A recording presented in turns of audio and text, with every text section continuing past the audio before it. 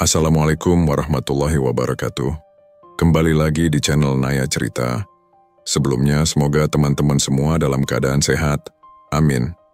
Sebelum memulai cerita, bagi teman-teman yang belum subscribe, silakan untuk subscribe channel ini, dan tentunya nyalakan tombol notifikasinya agar tidak ketinggalan cerita dari kami. Bayu, bayi tanpa wajah, membawa kutukan yang menghantui sebuah keluarga kaya di kebun teh yang luas. Maya, seorang wanita muda yang terpaksa menikah demi melunasi hutang keluarganya, kini terjebak dalam permainan dendam dan kegelapan yang tak pernah dia duga.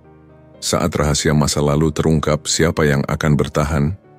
Dan bagaimana akhir dari kisah tragis ini? Jangan lewatkan perjalanan penuh misteri, horor, dan haru yang akan membuatmu terus menonton hingga detik terakhir. Kabut tipis menyelimuti kebun teh di desa Lembah Sari pagi itu, seperti selimut halus yang menyembunyikan rahasia masa lalu. Daun-daun teh basah oleh embun, dan di antara sela-sela pohon, siluet rumah besar bercat putih berdiri angkuh di atas bukit. Rumah milik Juragan Arman, penguasa tanah, ternak, dan utang seluruh desa. Juragan Arman, pria berumur 55 tahun dengan sorot mata tajam dan langkah tegas, berdiri di beranda rumahnya sembari menyesap teh panas dari cangkir porselen. Wajahnya keras namun menyimpan letih yang tak kasat mata. Di belakangnya Nyonya Ratna, istrinya selama 30 tahun duduk diam. Elegan dan terawat namun wajahnya selalu dingin, nyaris beku, seakan waktu tak pernah memberi kehangatan. Tehnya kurang manis, ucap Ratna datar. Arman tidak menjawab. Ia terlalu sibuk menatap kabut di kejauhan, tempat ladang hijaunya tersembunyi, tempat kekuasaannya membentang, dan tempat hatinya entah di mana. Di sisi lain desa, seorang gadis muda bernama Maya tengah berjalan pulang dari pasar. Usianya baru 19 tahun, namun lelah di matanya seolah milik perempuan jauh lebih tua. Rambutnya terikat sederhana dan bajunya tampak usang, namun senyum yang ia berikan pada setiap orang yang ia lewati menyiratkan ketulusan yang langka. Mei, panggil seorang pemuda dari arah ladang. Maya menoleh dan tersenyum. Raka, kekasihnya, sejak kecil, berdiri sambil mengelap keringat di dahinya. Pagi-pagi sudah belanja? Tanya Raka sambil menghampiri. Maya mengangguk. Ibu demam lagi. Ayah juga belum pulang dari kebun teh. Raka meraih tangan Maya sebentar, menggenggamnya. Angat Heu, kalau butuh apa-apa bilang ya. Aku selalu di sini. Maya mengangguk, matanya berkilat. Tapi sebelum ia sempat menjawab, suara derap kuda mendekat dengan cepat. Dua orang lelaki berseragam pengurus kebun turun dari pelana. Maya, kami disuruh Juragan Arman, orang tuamu diundang, ke rumah besar. Ada urusan penting. Raka menatap mereka curiga. Urusan apa pagi-pagi begini? Salah satu lelaki menjawab singkat. Tentang hutang ayahnya, Juragan ingin bicara langsung. Wajah Maya mendadak pucat. Rumah keluarga Maya hanyalah gubuk sederhana yang nyaris roboh. Berdiri di pinggiran sungai kecil. Di dalam Pak Dharma, ayah Maya sedang duduk lesu di lantai dengan kepala tertunduk. Ibu Maya terbaring di tikar, batuknya makin parah. Lelaki pengurus kebun menyerahkan selembar kertas. Jumlahnya sudah lewat jatuh tempo. Jika tidak dilunasi, dalam 3 hari tanah ini akan kami ambil. Pak Dharma menggigit bibir. Tapi, tak ada apapun lagi yang bisa saya jual. Di saat itulah Juragan Arman masuk ke dalam rumah tanpa permisi. Wajahnya teduh tapi mengandung tekanan. Ada satu hal yang bisa kau tawarkan, katanya pelan. Matanya tertuju pada Maya. Semua terdiam. Hanya suara angin sore yang berdesir dari jendela rusak. Biar aku yang bayar lunas hutangmu. Tapi Maya harus jadi istriku. Malam itu Maya terduduk di pelataran rumahnya, menangis dalam diam. Raka berdiri di kejauhan, menahan emosi yang mendidih. Aku nggak punya pilihan, Kak. Bisik Maya, suara parau. Raka mencoba menyentuh wajahnya, tapi Maya menepis lembut. Ayah bisa kehilangan semuanya. Ibu butuh obat. Aku harus pergi. Angin membawa harum teh dari kebun. Di balik kabut, rumah besar di atas bukit berdiri bagai penjara sunyi, menanti seorang gadis yang akan mengubah segalanya. Dan dari jauh, entah dari mana, terdengar suara lirih, seperti tangisan bayi yang belum lahir. Maya menoleh. Suara itu samar, nyaris seperti bisikan angin, namun begitu nyata. Bulir dingin merambat di tengkuknya. Di kejauhan, rumah besar milik juragan Arman terlihat gelap, hanya satu lampu redup yang menyala di jendela lantai atas. Seolah rumah itu sudah tahu bahwa seorang tamu baru akan segera datang. Bukan sebagai tamu, tapi sebagai tumbal. Keesokan harinya, Maya berdiri di hadapan cermin kecil di kamarnya. Rambutnya disanggul rapi oleh tangan ibunya yang gemetar. Mata, mereka tak berani saling bertemu. Gaun putih sederhana yang disiapkan untuk hari bahagianya bersama Raka kini menjadi pakaian terakhir kebebasannya. "Ibu, apa aku salah?" tanya Maya lirih. Ibu Maya menghentikan gerak tangannya. "Kau menyelamatkan kami, Nak. Itu tidak pernah salah." Tapi suaranya pecah di akhir kalimat. Sore itu, langit menghitam, seolah ikut berduka. Upacara pernikahan dilangsungkan di halaman rumah besar Arman. Tak ada musik, tak ada tamu desa, hanya para pegawai kebun, dukun adat, dan beberapa kolega Arman dari kota. Maya berdiri di sisi pria yang lebih tua 3 dekade darinya, menggenggam buket bunga melati yang baunya membuat perutnya mual. Dari balik semak, Raka mengintip dengan mata merah basah. Hatinya hancur, tapi tubuhnya terpaku. "Maafkan aku, Raka," gumam Maya dalam hati ketika suara dukun memulai mantra penyatuan. Malam pengantin seharusnya malam penuh bahagia. Tapi bagi Maya, itu adalah malam berkabung. Ia duduk kaku di ranjang, besar bertirai putih, ruangan asing yang kini menjadi miliknya. Di sekelilingnya, dinding dihiasi lukisan tua dan lemari berisi porselen mahal. Tapi hawa ruang itu dingin, lebih dingin dari udara pegunungan. Arman masuk tanpa suara. Ia menatap Maya sejenak.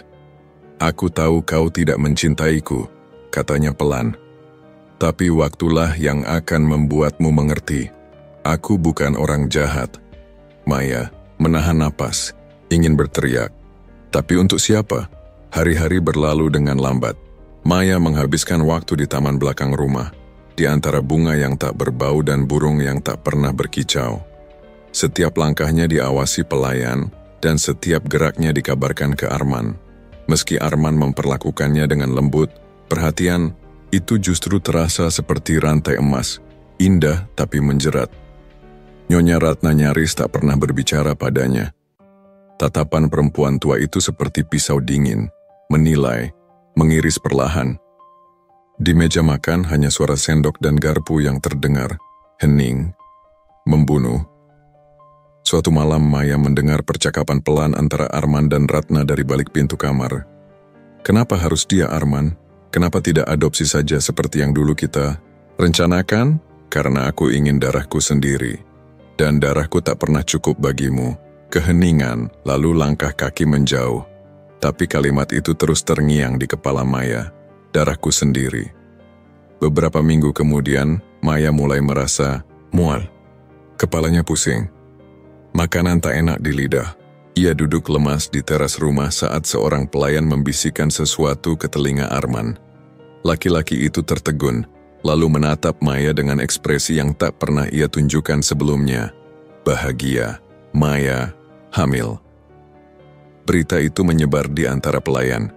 Ratna menjatuhkan cangkir tehnya saat mendengarnya. Tangannya gemetar, matanya berkaca. Tapi bukan karena bahagia. Maya sedang mengandung darah daging Arman, sesuatu yang selama ini tak bisa diberikan oleh dirinya. Malam itu, Ratna duduk di kamar, rahasianya. Di depan altar kecil dengan patung perunggu wanita tua bermata kosong, ia membakar dupa dan menaburkan bunga layu. Dengan suara parau, ia berbisik ke dalam gelap. "Jika aku tak bisa jadi ibu, maka tak ada wanita lain yang boleh menggantikanku." Angin berdesir lewat jendela. Dari sudut ruangan, bayangan mulai bergerak sendiri. Ratna tak bergeming. Matanya menatap kosong ke arah bayangan yang melata di dinding. seolah menyatu dengan sosok patung perunggu yang selama bertahun-tahun menjadi tempat ia memohon sesuatu yang tak pernah diberikan Tuhan, seorang anak. Bayangan itu seperti mengangguk atau mengejek bahwa dia pergi sebelum semuanya hancur, bisiknya.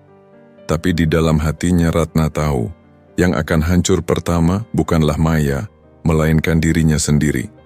Sementara itu, Maya duduk di kursi rotan di beranda rumah besar. Usia kandungannya baru 2 bulan, tapi tubuhnya sudah mulai lemah. Arman memperlakukannya seperti kaca, disuapi, dijaga, bahkan dilarang berjalan terlalu jauh.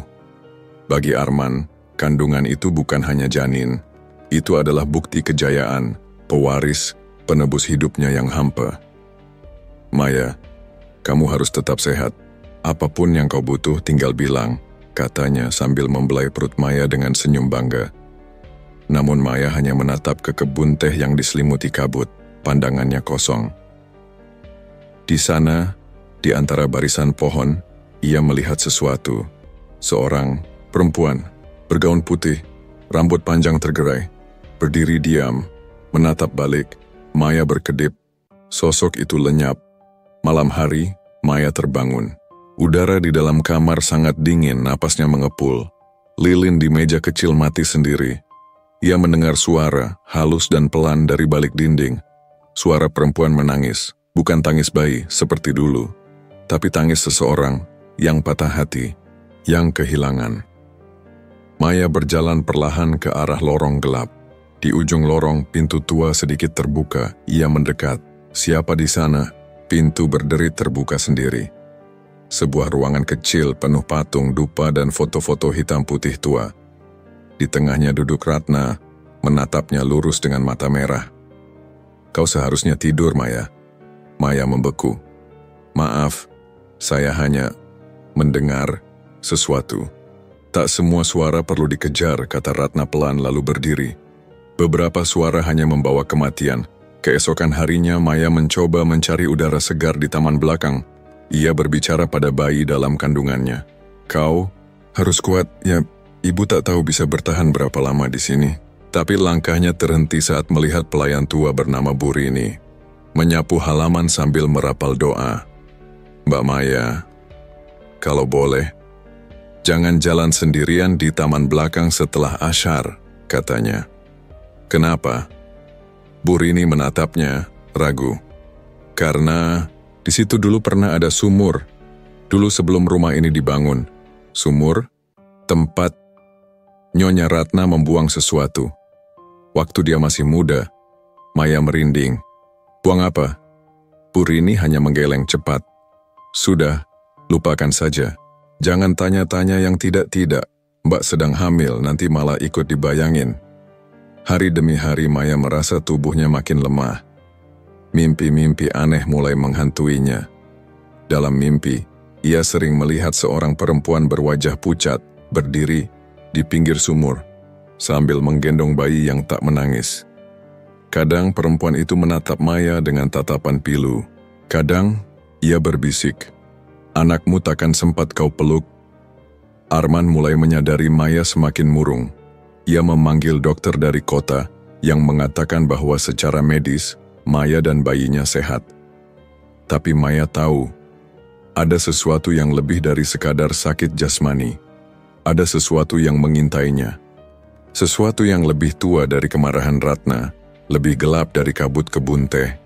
Maya mulai mencatat mimpi-mimpinya di buku kecil. Ia merasa waktu semakin sempit, dan satu-satunya cara bertahan adalah menemukan kebenaran. Malam itu Ratna berdiri di depan cermin. Rambutnya kusut, wajahnya tanpa riasan. Ia menatap dirinya sendiri lama, lalu bertanya pelan, kalau aku bunuh dia, akankah kau kembali padaku, Arman? Di belakangnya, bayangan dalam cermin tersenyum, meski Ratna tidak. Ratna membalikkan tubuhnya cepat. Cermin itu kosong.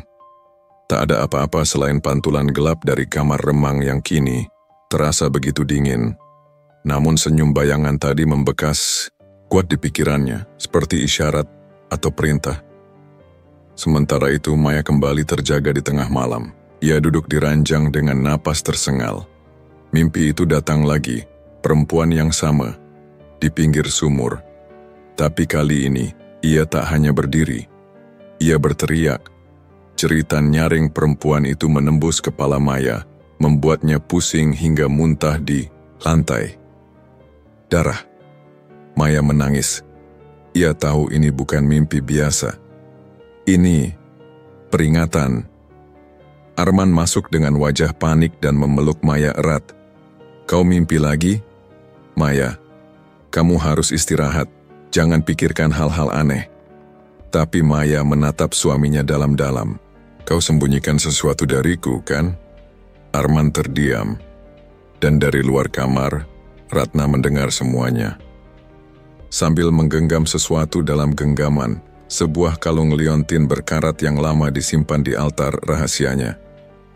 Pagi harinya, Bu Rini datang diam-diam ke kamar Maya, membawa satu kotak kecil. Ini milik mantan pembantu tua sebelum saya. Dulu dia bilang, kalau istri juragan pernah kehilangan anak.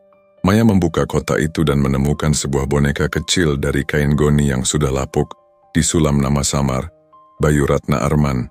Aku tak pernah dengar mereka punya anak, kata Maya lirih. Bu Rini menggeleng. Tak ada yang tahu, tapi waktu Nyonya Ratna masih muda dia hamil. Lalu, tiba-tiba saja bayinya meninggal. Tidak ada pemakaman, tidak ada nisan, hanya hilang. Begitu saja, hari-hari berikutnya suara tangisan terus terdengar setiap malam. Kadang suara perempuan, kadang suara bayi.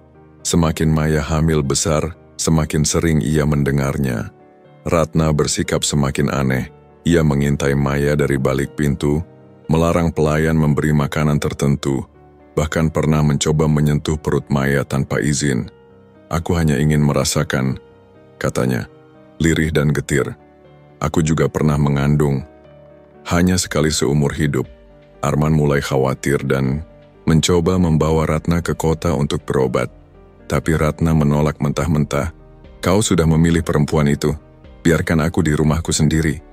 Suatu malam, Maya terbangun oleh suara ketukan di jendela kamarnya, padahal kamar itu berada di lantai 2. Ia perlahan mendekat dan melihat wajah pucat di balik kaca. Wajah perempuan dalam mimpinya. Kali ini wajahnya penuh luka dan air mata darah. Maya berteriak, Arman segera datang. Tapi ketika jendela dibuka, tidak ada siapa-siapa. Sudah cukup, kau butuh perawatan, Maya. Ini semua hanya pengaruh hormon dan tekanan, ucap Arman, setengah marah. Namun Maya tahu, ini bukan delusi.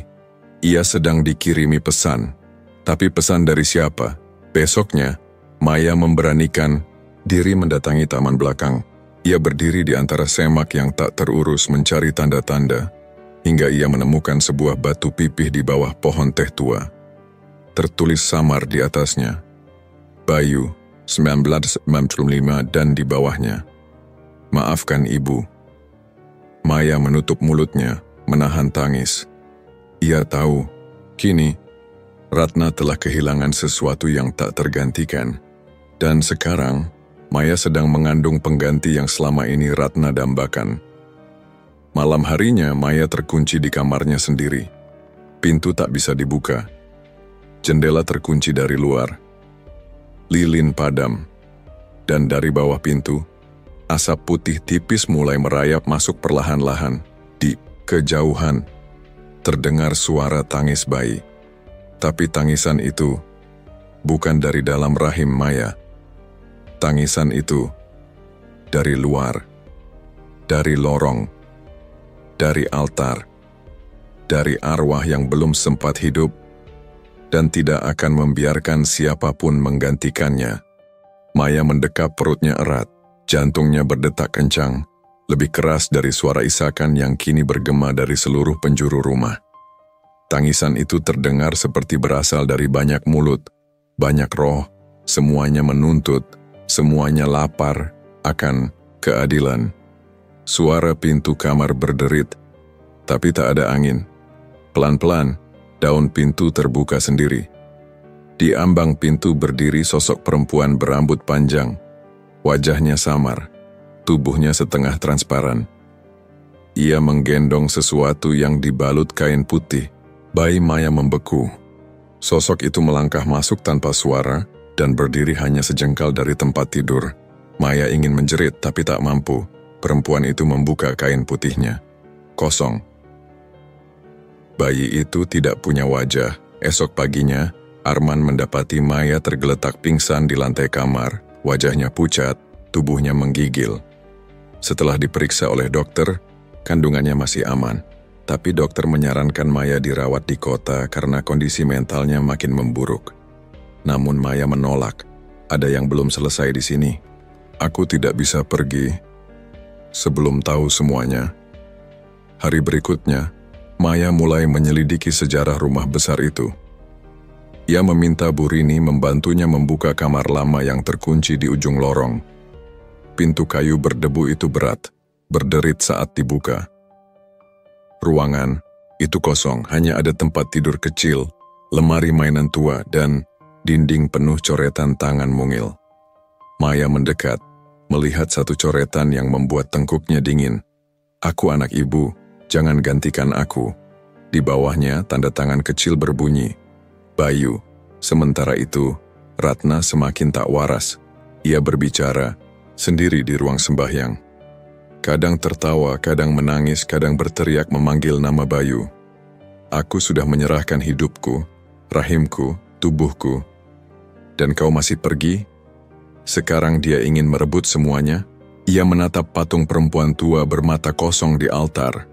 Dan dari sudut bibir patung itu mengalir tetesan darah. Maya kini sadar, rumah ini dihuni oleh lebih dari sekadar manusia. Ia mencoba bicara dengan Arman. "Arman, siapa sebenarnya Bayu? Katakan padaku yang sebenarnya, sebelum semua ini menelan kita." Arman akhirnya duduk. Matanya tampak tua dan lelah. "Bayu adalah anak kami, lahir 7 bulan. Tapi Ratna sakit pasca melahirkan." Ia mulai bicara sendiri, menganggap Bayu akan direnggut makhluk halus sampai akhirnya Arman menunduk. Suatu malam, dia hilang. Ratna bilang, "Bayu diambil." Tapi, aku menemukan kain putihnya di sumur belakang. Maya tercekat. Jadi Bayu bukan diambil makhluk halus. Bayu dibuang? Arman menatap kosong. Aku tak pernah berani bertanya. Aku hanya menutup mulut dan mencoba. Lupa, malam itu Maya bermimpi lagi. Tapi kali ini berbeda. Ia berdiri di pinggir sumur tua. Di seberangnya Ratna muda sedang menggendong bayi. Wajahnya penuh air mata. "Maafkan aku, nak. Aku cuma takut kau diambil dariku." Tiba-tiba tanah runtuh. Maya terjatuh ke dalam sumur. Dan dari kegelapan sumur itu, terdengar suara. Bayi menangis keras. Kali ini tangisnya berubah jadi jeritan. Jeritan yang tak manusiawi. Jeritan pembalasan. Maya terbangun sambil menjerit, dan saat itu juga, pintu kamarnya terbuka dengan keras. Ratna berdiri di sana, matanya kosong, rambut acak-acakan, dan di tangannya, sebotol air bunga campur darah. "Sudah waktunya," katanya datar. "Anak itu tak boleh lahir, dia bukan milikmu, dia milikku." Ratna melangkah ke dalam kamar dengan langkah berat. Botol kecil berisi air bunga bercampur darah yang ia pegang bergetar di tangannya. Maya menatapnya penuh ketakutan. Tubuhnya gemetar menahan hawa dingin yang tiba-tiba menyelimuti ruangan. "Apa maksudmu, Ratna? Aku takkan membiarkan kau menyakitiku dan anakku." Suara Maya pecah, tapi masih tertahan. Ratna tersenyum getir. "Ini bukan hanya tentangmu, Maya. Ini tentang janji yang harus ditepati. Janji yang terucap saat aku kehilangan anakku dulu. Anakmu, bayi ini adalah penggantinya, tapi aku tidak rela kehilangan lagi." Maya mengumpulkan segenap keberanian, meski rasa sakit di tubuhnya semakin menjadi. "Bayi ini adalah harapanku, masa depanku. Jika kau ingin membunuhnya, kau harus melewati aku dulu." Tiba-tiba angin dingin menerpa ruangan dan lilin-lilin padam satu persatu, meninggalkan kegelapan pekat. Hanya cahaya rembulan yang masuk melalui jendela kecil, memantulkan bayangan mereka berdua yang saling berhadapan. Ratna mengangkat botol itu dan mulai mengucapkan mantra dengan suara parau. Campuran bahasa kuno dan doa-doa yang menyeramkan. Maya merasakan tubuhnya seperti ditekan oleh kekuatan gelap yang tak terlihat. Ia memejamkan mata, berusaha melawan. Namun, suara tangisan bayi dan ratapan Ratna yang bergema memenuhi udara, membuat hatinya nyaris hancur. Di luar rumah, Arman mendengar teriakan histeris. Ia berlari ke dalam, namun pintu kamar Maya terkunci rapat. Ia mendobraknya dengan sekuat tenaga dan mendapati pemandangan yang membuat darahnya membeku. Ratna berdiri dengan wajah dingin. Botol pecah di lantai, cairan merah mengalir dan menyebar. Maya terjatuh ke lantai, tubuhnya lemah, tapi matanya menyala penuh tekad. Arman segera menggendong Maya dan berusaha menenangkan Ratna, tapi perempuan tua itu tiba-tiba menjerit histeris dan melompat keluar dari kamar, menghilang ke kegelapan malam. Malam itu, bayangan-bayangan di rumah besar itu bergerak liar, suara bisikan dan tangisan bercampur menjadi simfoni kesedihan dan kemarahan. Maya tahu perjuangannya belum selesai. Anak dalam kandungannya adalah harapan dan janji yang harus ia jaga meski nyawanya menjadi taruhan. Keesokan paginya, rumah besar di kebun teh itu sunyi. Namun Maya tak bisa tenang. Bayi dalam kandungannya seolah ikut merasakan kegelisahan ibunya. Gerakan kecil yang tak biasa membuat dada Maya sesak. Arman duduk di sampingnya, wajahnya penuh kelelahan dan penyesalan. Kita harus mencari tahu lebih banyak tentang Bayu, tentang apa yang sebenarnya terjadi dulu, ujarnya lirih. Maya mengangguk, menatap jendela yang memantulkan bayangan pepohonan berayun. Hari itu mereka membuka kembali lemari tua di kamar lama yang selama ini tertutup rapat. Di dalamnya tersembunyi sebuah kotak kayu kecil dengan ukiran halus. Maya membuka kotak itu dan menemukan surat-surat lama, serta sebuah buku catatan yang ditulis tangan oleh Ratna muda. Di halaman pertama tertulis dengan tinta pudar, "Untuk anakku Bayu, aku berjanji akan melindungimu walau dunia menolak." Maya membaca dengan suara bergetar. Dalam catatan itu terungkap bagaimana Ratna pernah mencoba menyelamatkan Bayu dengan segala cara, termasuk ritual-ritual yang akhirnya membuat dirinya terperangkap dalam kegelapan. Malamnya, Maya bermimpi lagi. Kali ini, Bayu muncul bukan sebagai bayi tanpa wajah, melainkan sosok anak kecil dengan mata penuh kesedihan yang menatapnya. "Jangan takut, Maya." Suara Bayu terdengar lirih. "Aku bukan untuk membalas dendam, aku hanya ingin damai." Maya meraih tangan Bayu yang dingin, namun saat itu juga, bayangan gelap mengelilingi mereka, suara Ratna yang merintih terdengar, memohon untuk dilepaskan. Pagi harinya, Maya dan Arman kembali ke altar rahasia di rumah. Dengan keberanian yang tersisa, Maya membaca doa dari buku catatan Ratna muda, berusaha menghapus kutukan dan melepaskan roh Bayu. Tiba-tiba angin dingin berputar-putar, lilin menyala sendiri, dan suara tangisan berubah menjadi lagu lembut pengantar tidur. Ratna muncul di depan mereka, wajahnya sudah berbeda, lebih tenang, bebas dari kemarahan. "Terima kasih Maya," suaranya lirih. "Kini aku bisa pergi, dan Bayu bisa menemukan damainya." Maya tersenyum lelah, merasakan beban di dadanya perlahan menghilang. Namun di balik semua itu ia tahu perjalanan ini memberinya pelajaran tentang kasih, pengorbanan, dan kekuatan memaafkan. Sinar pagi menembus lembut melalui tirai jendela kamar Maya. Udara di dalam rumah terasa lebih hangat, seolah beban berat yang menghantui selama ini mulai menghilang. Maya memejamkan mata, merasakan tendangan kecil dari bayi dalam kandungannya. Sebuah harapan baru yang tumbuh di tengah luka lama. Arman berdiri di sampingnya, menggenggam tangannya erat.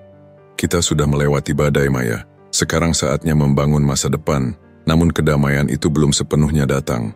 Ratna yang dulu penuh amarah dan dendam, kini menjadi sosok yang berbeda. hanya bayangan samar yang sesekali terlihat di sudut rumah. Maya tahu, itu adalah cara Ratna mengucapkan selamat tinggal terakhir. "Pergilah dengan tenang, Ratna," bisik Maya. "Kami akan menjaga Bayu dan hidup ini dengan cinta." Di kebun teh yang luas, bunga-bunga mulai bermekaran kembali setelah sekian lama layu. Suara burung berkicau memenuhi udara, mengusir sunyi yang dulu menyelimuti.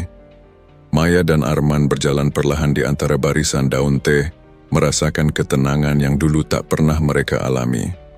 Hari kelahiran bayi Maya tiba. Suara tangisan bayi, baru lahir menggema memenuhi rumah, menggantikan tangisan dan ratapan yang selama ini menghantui. Maya memandang anaknya dengan mata penuh air mata bahagia. Bayi itu sehat, wajahnya polos dan cerah, sebuah kehidupan baru yang lahir dari cinta dan pengorbanan. Di malam harinya, di kamar kecil di pojok rumah, sebuah benda kecil berkilau di bawah cahaya lilin.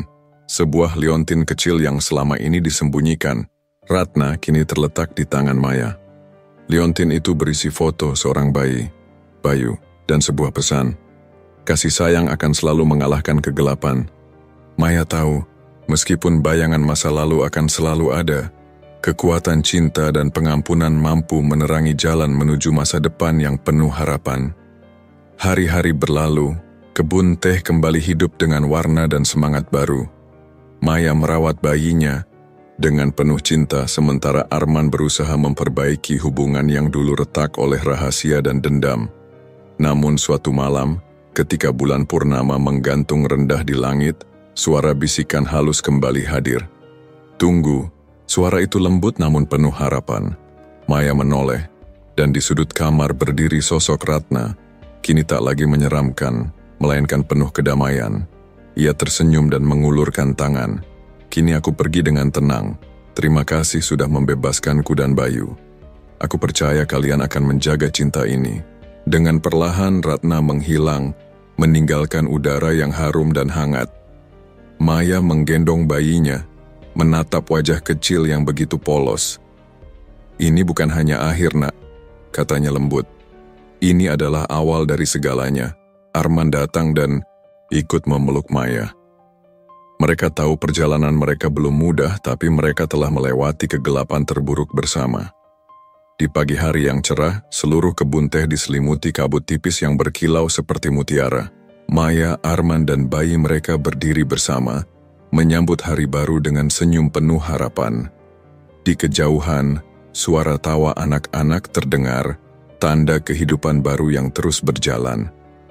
Cerita ini mengajarkan bahwa meskipun luka masa lalu bisa menghantui, cinta dan pengampunan memiliki kekuatan untuk menyembuhkan dan mengubah kehidupan.